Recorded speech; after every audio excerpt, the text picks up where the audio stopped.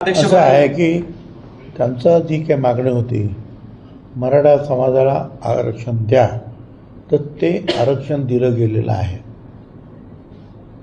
10% आरक्षण त्यांना आपण दिलं आहे आणि आम्ही ते टिकवणार असं सुद्धा मुख्यमंत्र्यांनी सांगितलेलं आहे.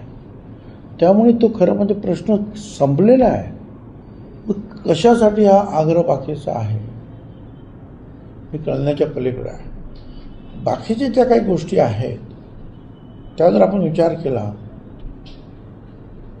मग सारथी, बार्टी, महाज्योती हे वगैरे सगळं, तर सारथीच्या माध्यमातून जे आहेत ज्या गोष्टी मिळालेल्या आहेत त्यापेक्षा कित्येक कमी गोष्टी ज्या आहेत आज महाज्योतीच्या वाट्याला आलेल्या आहेत.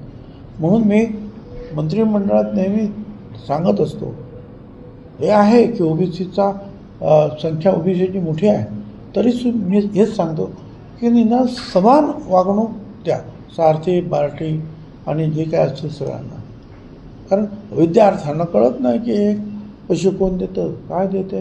हे खरं आहे की काही ठिकाणी जे आहेत आदिवासी आणि दलित समाजाला दिल्लीतून सुद्धा पैसे येतात. आम्ही हे विद्यार्थ्यांना नाही सांगू शकत ना.